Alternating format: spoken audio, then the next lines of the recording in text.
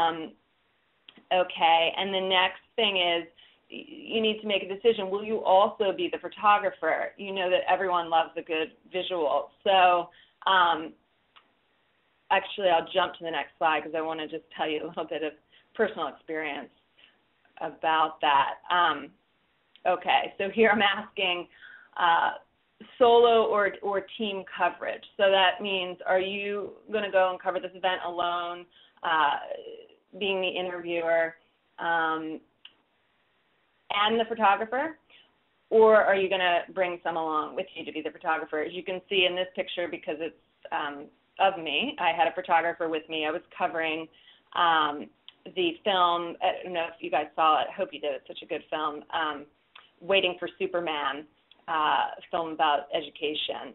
And this is for the LA Film Festival. And here I'm interviewing John Legend, who wrote the theme song for Shine. And it was, you know, I knew that in order to be able to really focus and interview, I couldn't be the photographer as well. You know, for blogs, you can take pictures with your camera phone. That works just fine too. But just something to think about if you're covering, you know, kind of a bigger event and there might be some, you know, important people you want to take pictures of with, you know, something more than a camera phone, then that's something you want to consider. Okay, so here's an example. I tried multitasking. This is at the women's conference that's out here in Southern California in Long Beach, Maria Shriver's women's conference, and here I am with Jane Goodall. And at this event, I was covering it for the Huffington Post, and I didn't have a photographer with me, and I was trying to be both the photographer and the interviewer. And I'll tell you, it was challenging for me. Again, we all have different personalities and capabilities, so you might just be fine being the photographer and the interviewer, but it is something to consider. If you're not so great at multitasking, it would be nice to have a photographer with you, like just a friend. When I say photographer, it can simply be a friend. You know, it doesn't have to be a professional photographer. Okay. So again, if any questions come up for you about what to do before the event, please send those in during over your chat. Okay. All right, so here we are. Now you're at the event. You've arrived. Say, let's use, for example, the Jump Rope-a-thon. So you've arrived. You're going to survey the scene and really just take it all in as a whole. And then I advise here actually taking some notes. You know, what are you seeing? What are you feeling in the air? You know, what's the energy of the place? What are you hearing? You know, what are the sounds around you? What are people talking about? Just, you know, take some notes there. And again, if you have the audio recorder, you can turn that on and just talk into it. That's another way to take your notes. Okay, and once you've done that, then you're going to locate the people that you're interviewing. In some cases, you would have made a plan to interview them, so they're expecting you. In other cases, you might just be tracking them down right there. Again, this depends on what kind of event it is. So for the Jump Rope-a-thon, well, I guess I don't know actually how you're going to have that set up, but I do think it's handy if you have it scheduled ahead of time to have an interview scheduled with certain people, because then you're assured to have it to get those interviews. And you know, aside from interviewing just some key spokespeople about the event, you're of course going to want to interview attendees to get a sense of what they're experiencing. What are they learning from the event? What are they excited about?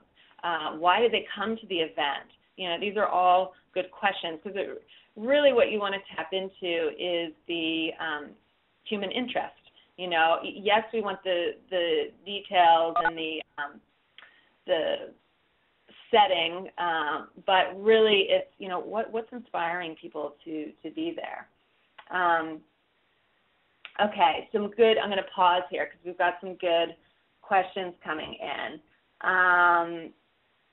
Okay, do you need to set up the interview before the event? Yes, and sorry.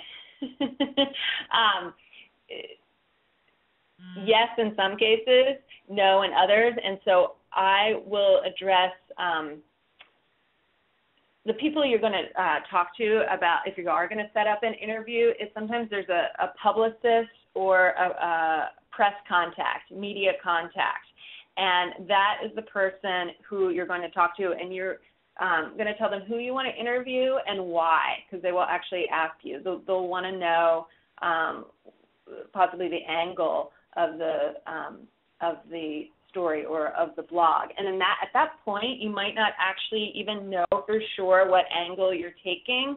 So you kind of have to guess at it in a way. And then later, after you've experienced the event and taken it all in, you'll have like more clarity about your angle.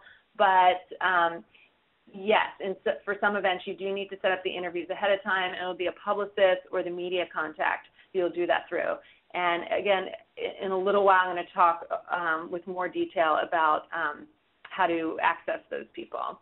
Okay, and then there's a question here from Catherine saying, should you ask permission from the event organizer to take photographs? Excellent question, and yes, the answer is yes.